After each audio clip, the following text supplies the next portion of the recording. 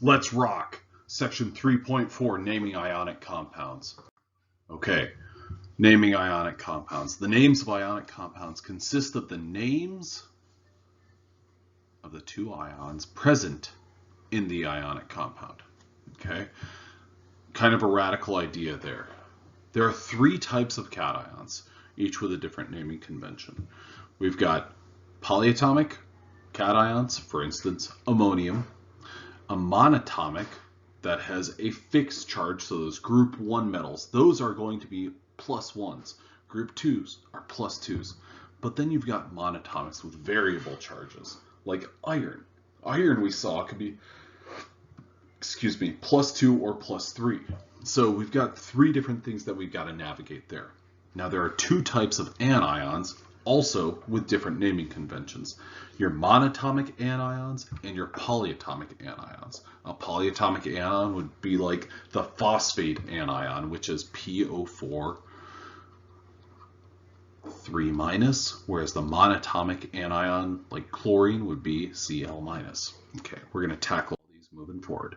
Naming the polyatomic cations. The only common polyatomic cation is the ammonium ion. Memorize this. I told you all that. Okay. Naming monatomic metal cations with constant charge. It's kind of easy. There are metals in groups 1 and 2, like I said. They are, or what you're going to use is the name of the element followed by the word ion. It's awesome. Aluminum, Al3+, you call that the aluminum ion. Ag+1, you call that silver ion. Awesome, easy peasy. Naming monatomic metal cations with variable charge. There are metal ions from groups 3 to 16 elements that, well, you're going to have to make some sort of variation to that. So iron, Fe2+ and Fe3+. What you write is iron and then put Roman numeral parentheses to indicate the magnitude of that charge. So the +2 iron ion is iron 2 ion. +3 is iron Roman numeral 3 ion, iron 3 ion. Okay, your monatomic cations, group 1, group 2, those are the ones you're going to see most often. Zinc, cadmium, and silver and aluminum are also monatomic cations. But like I said, group 1 and 2 are the ones you're going to see most commonly. But there you go. Name these: barium ion, silver ion, cobalt ion. Actually, heck, I got to go back because I assumed that these were group 1 and group 2, but I'm going to say cobalt 2 ion and cobalt 3 ion. And then lithium ion. Okay, CrCl2, well, this is going to be chromium. Chromium, I know, is a transition metal, and I'm going to say that this is 2, and the way I know that is because chlorine is going to be -1, and there are 2 of them, therefore that would be -2, and this right here is going to be +2. Okay, so chromium being a transition metal, in the middle a variable charge, we got to say chromium 2 chloride. Or actually, I suppose all that this is asking is for the chromium 2 ion. Okay, naming monatomic anions. All monatomic anions have constant charge. They form from non-metal groups 5 to 7 elements, or in groups 5 to 7. Name monatomic anions using the name of the element, changing the ending to IDE, and adding the word ion. So for instance, P3- is the phosphide ion. This is phosphorus, but it's as an ion. So we drop the orus, replace that with IDE, and then we throw ion on the end of it. Donezo. Okay, common oxygen containing ions have this sort of naming system. And this is a good chart that you maybe want to reference when you're doing some of your homework. So chlorine, bromine, iodine, sulfur, nitrogen, phosphorus, and carbon combined with oxygen form these oxyan ions. So perchlorate is the name of ClO4 minus. Chlorate is ClO3 minus. Chlorite is ClO2 minus. Hypochlorite is ClO minus. You see that trend with chlorine, bromine, iodine across the board there. Okay, naming ionic compounds. The formula of an ionic compound indicates the lowest whole number ratio of cations to anions. Because of this, there's no need to include ratio information in that name. So you don't have to say like di or monosodium monochloride or anything like that. It's implied because it's an ionic compound. Simply state the name of the cation followed by the name of the anion. Done. Okay, so your ionic system is going to be cation. Does it have a constant or a variable charge? Give it the name. And if you need to, add the numeral. The anion, is it a monatomic or a polyatomic? If it's monatomic, take the root, add IDE. If it's polyatomic, just give the name. So we see that played out with CaCl2, calcium, constant charge, so it's calcium. Our chlorine is our monatomic anion, so calcium chloride. FeSO4 is Fe2+, that's variable charge, so we're going to say iron 2, and this is sulfate. My face is blocking that again. I thought I moved it far enough over, but apparently I did not.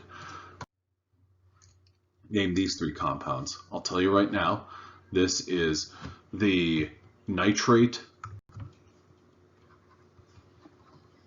polyatomic ion. This is sulfide. This is sulfate.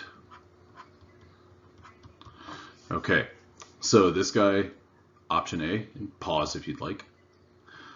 Sodium nitrate. Copper. And then I do want to put in parentheses 2 sulfide, because copper is in the middle of the periodic table. It's transition metal, so it could be +2, +3. Ammonium is NH4, that's the polyatomic ion. Ammonium sulfate, that's what we're looking at there. Okay, so those are our names for all of these compounds. Okay, so we have our two formulas for these compounds, zinc nitrate and cobalt-3 chloride. Let's start with A. We know that because there is no Roman numeral between zinc and nitrate, zinc is not a variable metal. Zinc, I know from the top of my head, is a +2 cation. Nitrate is NO3 - 1. Okay, so you have to balance those out. Zn is the symbol for zinc, then parentheses for NO3, 2. There you go. Cobalt-3 hypochlorite. This tells us right off the bat that we're dealing with a +3 ion, and it is a variable charge ion. Hypochlorite is ClO-. That's from that chart that we looked at just a moment ago with the common oxyanions. I'd like you to be able to see hypochlorite, see that name and say, oh, that's an oxyanion, and be familiar with the oxyanions, but I am, like I said, I'm not going to give you that chart and say, fill it in, because committing that to memory, I don't think that, a chart like that is really worth your while. Cobalt is CO, this being a +3. We know that we have to have 3 of these guys. So I'm going to write this as CO, ClO3. There we go. Now, these last few slides are, I think, worthwhile to be exposed to, because in the event that you take an upper division chemistry lab, you'll be exposed to these. These are compounds known as hydrates. So ionic compounds that contain water molecules within their solid structure are known as hydrates. So that means there's H2O floating around. A hydrates formula shows the waters of hydration. So the CuSO4 has 5 H2O molecules floating around it. And so if you were to heat this sample up, the CuSO4, you could make what's known as an anhydrous form. So you would basically remove that water from that system. You'd make it evaporate. So the way that you do this is you name a hydrate by adding a prefix plus hydrate at the end of the name. So this would be copper sulfate. There are 5 waters, so pentahydrate.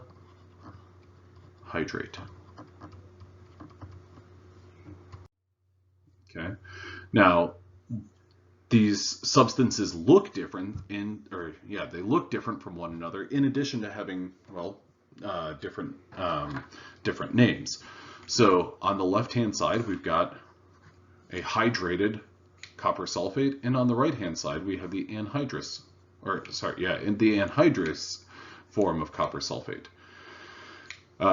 Your name differences are copper 2 sulfate pentahydrate and copper 2 sulfate, the end. Write the formula for the anhydrous zinc sulfate. Well, zinc is plus 2, sulfate is 2 minus, and it's it's SO4 2 minus.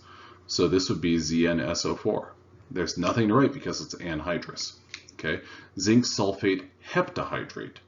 Now, heptahydrate, you would have a total of 7 H2Os. So this would be ZnSO4. That doesn't change, but then you throw this dot in there, and 7 H2O. That's what I just said. Awesome. All right, well, I hope this is helpful. We talked about different compounds. We talked about common oxyanions, naming ionic compounds, monatomic, polyatomic, and everything in between. Practice, practice, practice.